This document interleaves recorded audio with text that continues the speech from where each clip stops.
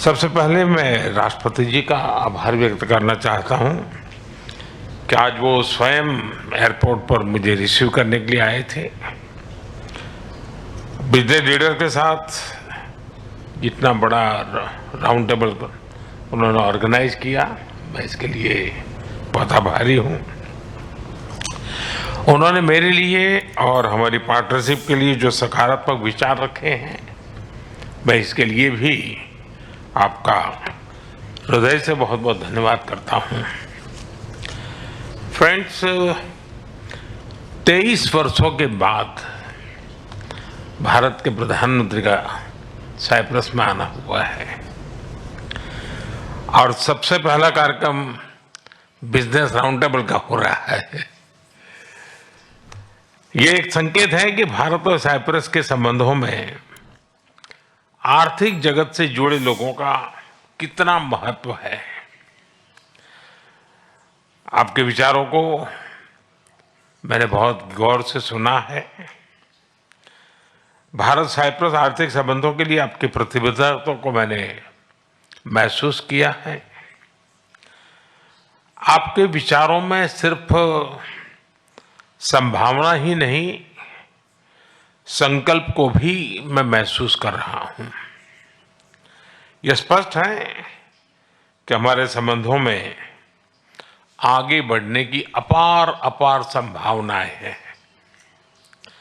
Friends, Cyprus लंबे समय से हमारा विश्वसनीय पार्टनर रहा है, जिसका आप लोगों ने भी उल्लेख किया, और भारत में यहां से उल्लेखनीय निवेश भी हुआ है।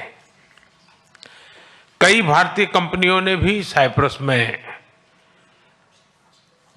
और एक प्रकार से साइप्रस को यूरोप का गेटवे के रूप में ही देखा है। आज आपसी व्यापार $150 मिलियन पहुंच गया है, लेकिन हमारे रिश्तों की वास्तविक क्षमता इससे बहुत अधिक है। आप में से अधिकतर लोग भारत से जुड़े हुए हैं और पिछले 11 वर्षों में भारत की ग्रोथ स्टोरी को भी देखा है। पिछले एक दशक में भारत विश्व की 5वीं सबसे बड़ी इकोनॉमी बना और बहुत निकट भविष्य में हम दुनिया की तीसरी इकोनॉमी बनने की दिशा में बहुत तेज गति से आगे बढ़ रहे हैं। आज विश्व में भारत बहुत तेजी से ग्रो करने वाला एक इमर्जिंग इकोनॉमी में इसका स्थान है। साथियों, आप भली भांति जानते हैं, हमने टैक्स रिफॉर्म्स किए हैं। जीएसटी के साथ वन नेशन वन टैक्स प्रणाली लाई गई है। कॉर्पोरेट टैक्स रेशनलाइज किया गया है। हजारों की संख्या में कानूनों में डीक्रिमिनलाइजेशन करने का काम हमने किया है। हमने ईज ऑफ डूइंग बिजनेस के साथ साथ ट्रस्ट ऑफ डूइंग बिजनेस, उस पर भी उतना ही बल दिया है। आज भारत में स्पष्ट नीति है, उसके साथ साथ स्टेबल पॉलिटी भी है। 6 दशकों के बाद ऐसा हुआ है कि एक ही सरकार लगातार तीसरी बार चुन करके आई है। भारत की डेमोग्राफिक डिविडेंड और टैलेंट से आप भली भांति परिचित हो और आपकी बातचीत में भी इसका जिक्र हुआ है। पिछले 10 वर्षों में डिजिटल रिवॉल्यूशन आया है। फाइनेंशियल इंक्लूजन एक मिसाल बना है। यूनिफाइड पेमेंट्स इंटरफेस यानी यूपीआई के माध्यम से आज विश्व का 50% डिजिटल ट्रांजैक्शन भारत में होता है। फ्रांस जैसे कई देश इससे जुड़े हैं। साइप्रस को भी इससे जुड़ने के लिए बात चल रही है और मैं इसका स्वागत करता हूं।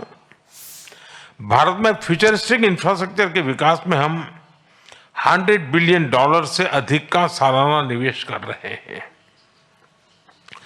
इस वर्ष के बजट में हमने मैन्युफैक्चरिंग मिशन की शुरुआत की है।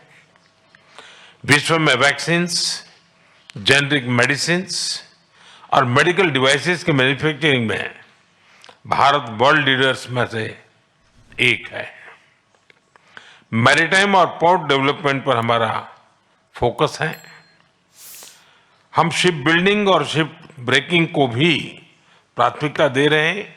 इसके लिए एक नई पॉलिसी भी लाई जा रही है। सिविल एविएशन सेक्टर में भी तेजी से ग्रो कर रहा है। भारतीय कंपनियों ने 1000 से ज्यादा एयरक्राफ्ट्स उसका नया ऑर्डर दिया है। इनोवेशन भारत की आर्थिक शक्ति का मजबूत स्तंभ बना है। हमारे 1 लाख से ज्यादा स्टार्टअप्स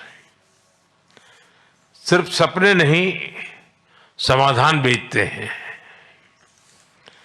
इनमें से 100 यूनिकॉर्न बन चुके हैं। भारत इकोनॉमी और इकोलॉजी के बैलेंस में विश्वास करता है और उस पर हम प्रतिबद्ध हैं। एक क्लीन और ग्रीन फ्यूचर का रास्ता बना रहा है। 2030 तक हम 500 गीगावाट रिन्यूएबल एनर्जी के टारगेट को और बहुत तेजी से आगे बढ़ रहे हैं।